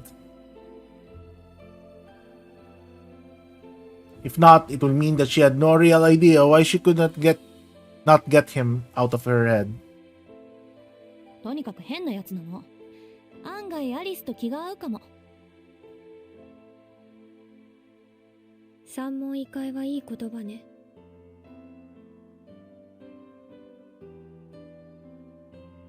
But from her eyes, it was clear that the question of whether they would get along was irrelevant, given that they would never meet in the first place.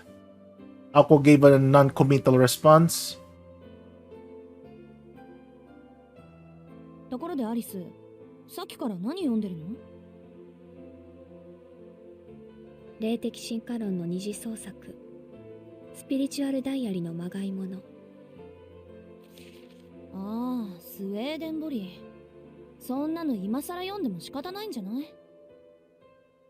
新書なら退屈だけど、これは偽書だから。彼の欠点と長所を劇的に褒め上げている。よくできた冒険小説のようよ。立ちはだかる秘密組織の名前がカントとか気が利いているわ。筆跡はあなたのおじいさんのものだけど。へえ、あの人そういう趣味まであったんだ。割とユーモアがあったのね。惜しい人を亡くしたわ。Aoko seemed nostalgic over her new deceased grandfather. あなたのおじいさん、夏に頼りをくれたけど。よしてよ、死んだものと考えたいのに。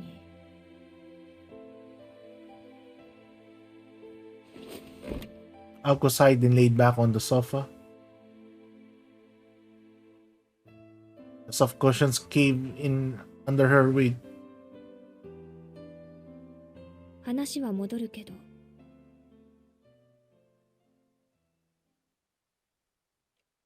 Alice shot a glance at Aoko. Her body buried in the sofa remained as still as a corpse. It was clear Aoko had tuned out of the conversation. Alice silently chastised her with a look. The more she thought about it, the less important the events of the day seemed to become. If she just ignored Alice, the conversation would end there.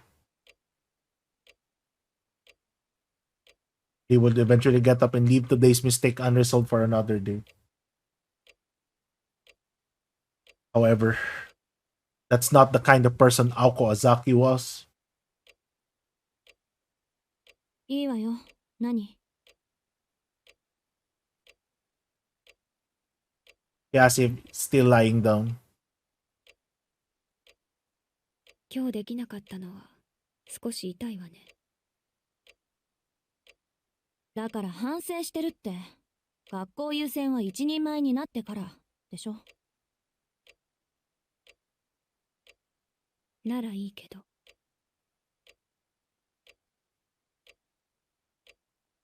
The coldness in her voice made Aoko gnash her teeth. She knew what Alice wanted to say. She knew better than anyone. The veneer she wore for school was different than the way she lived at home. While it could be called hiding in plain sight, Alice thought it was silly. And what the silence told her was, 覚悟を決めろって言いたいのよね、あんたは。today's failure was not a colossal one. She just happened to upset the delicate balance between her home and school lives, chasing one at the expense of the other. And yet, the careless mistake was a clear sign of Aoko's lack of commitment. アリスは関係ない。これは私が私で決めなくちゃいけないこと。He had only known for sure for the last year and a half, but she had a hunch for as long as she could remember. Then make the choice and the day will come. It was little wonder that her morals and conscience had been stripped away. Aoko pushed herself back up. She was met by Alice's cold beauty and wordless gaze. オッケー、アリス。来週中に決着をつけよう。それでいいんでしょ？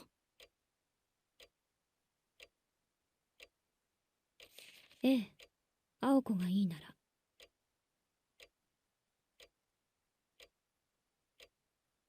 Ako could not help but shake her head, feeling like she was hearing something similar for the second time that day. Even in the comfort of her own, she couldn't banish thoughts of that country boy from her mind. じゃあ下準備はよろしくね。私まだできないし。場所は例の公園でいい？妥当な線ね。あ、でももう一件の方は？そっちの方が急務じゃない？時と場合、森に変化があれば教えるわ。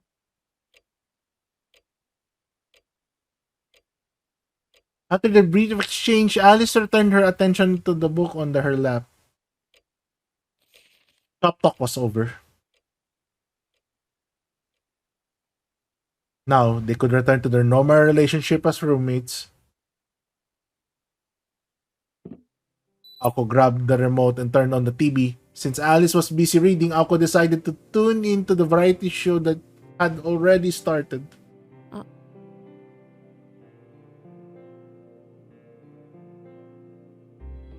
Alice started to speak but suddenly cut herself off. One of her delicate hands raised to her mouth. She would always cut herself off the second she realized she was about to say something trivial. Sometimes her self-restraint would hit too late, and she would wake and make a gesture like that, the one she is making right now. It occurred to Aoko that the ah sound her cute little roommate made was just now was different to the wah she blurted in the past. 何？ Aoko turned down the volume of the TV, and her intense eyes lit up like those of a mischievous cat. どうということはないんだけど。ないんだけど？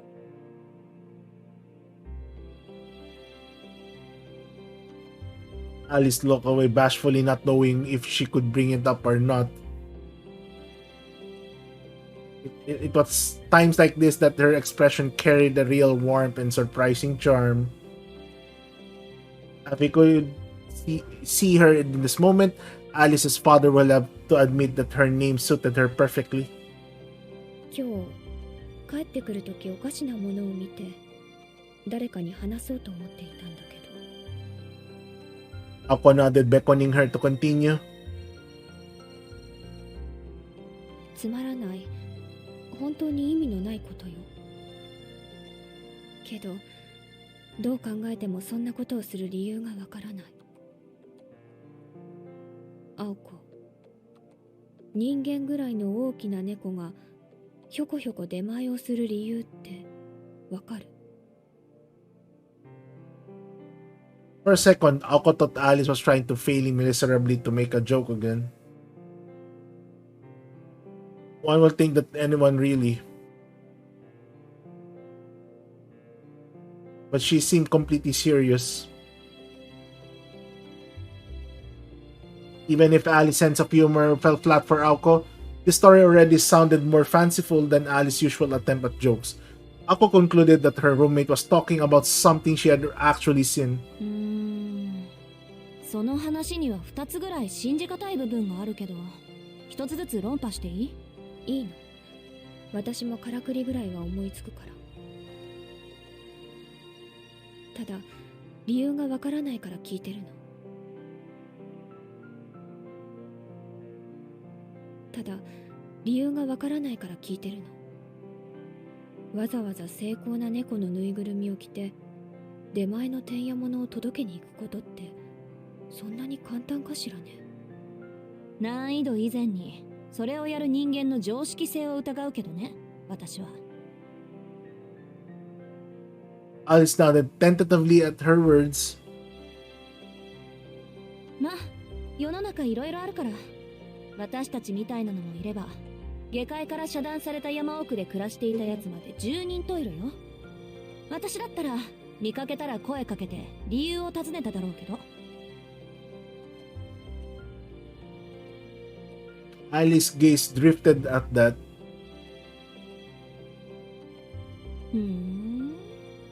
暮れゆく住宅街にさまよう出前猫か。背景が夕焼けだったらファンタジーだったでしょうに。で、今日の夕飯どうする？せっかく話が出たし、私らもてんやものにしようか。Aoko loved getting takeout, and her face glowed as she spoke. They had no hard rules for dinner, but if one of them was in the mood to cook, they made it a point to make it enough for two.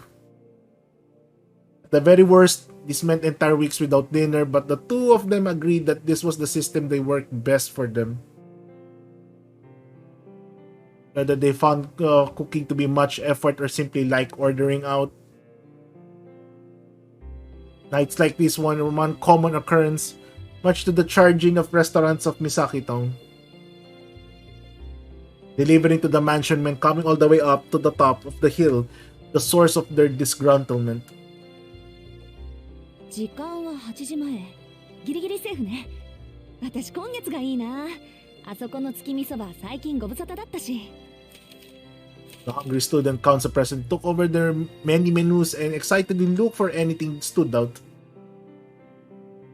Alice casually responded without sparing so much as a glance.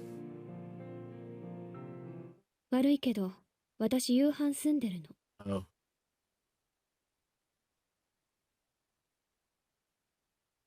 With those words, Aoko froze.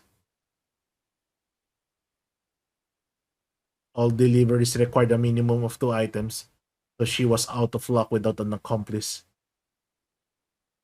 Cruel society had decided it could not be bothered to deliver to a princess who only ordered a single serving of food. Incidentally, to account her orders for the Hilltop Mansion, the restaurant has declared the minimum number of orders will be 3 starting next year. Aoko and Alice were still in the dark to the fiendish change in direction. この裏切り者。だから帰ってくるのが遅かったのね。帰宅部、学校までバス徒歩込みで片道20分のあんたがなんで5時以降に帰ってくんのか考えるべきだったわ。Unfortunately for Aoko, she had been too out of even to remember that she was the only one who fallen asleep. ああ、ひどい女。そういう時は残された一人のためにお土産買ってくるのが暗黙の了解だったのに。私だってこの前の外食の時はアリスの分も買ってきたじゃない。It was unknown for how serious Aoko was being, but she was visibly angry. She had already woken up hungry that morning, and from the time she was called into school until now, she had consumed nothing but tea. It was a small miracle that her stomach was not growling. She knew it was for her own fault, but she persisted, wanting to get revenge on Alice for scolding her earlier. この前ってあれのこと？あなたが都心に出向いた時、夕食にお寿司を食べてきたのに、お土産はなぜかコンビニエンスストアのビニール袋だったって話Aoko kicked a hornet's nest. 何よ、買ってこないよりはマシでしょ。真実は時に隠蔽すべきね。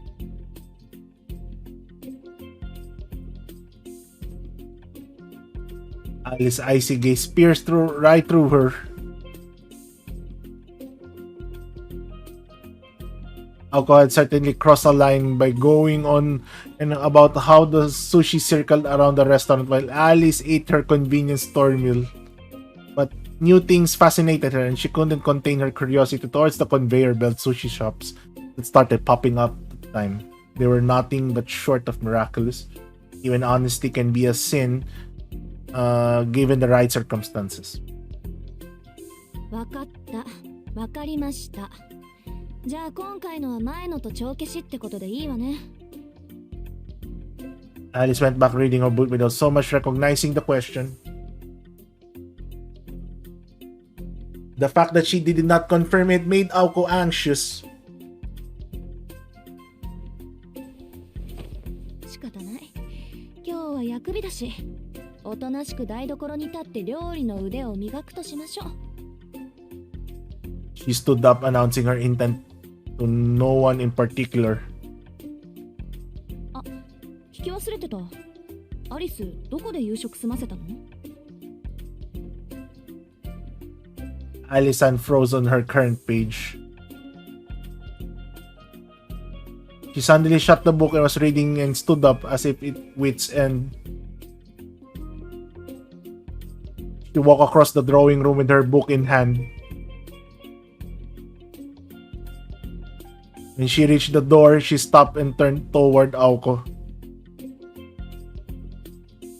聞きたい。I think I know what the answer is.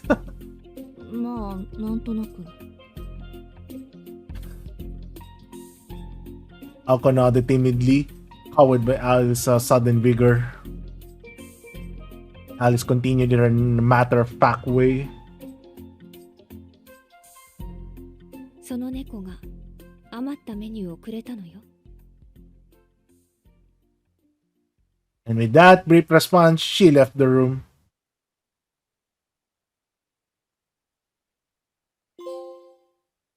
Okay, I think that's chapter 1. Okay. We reached to a save point.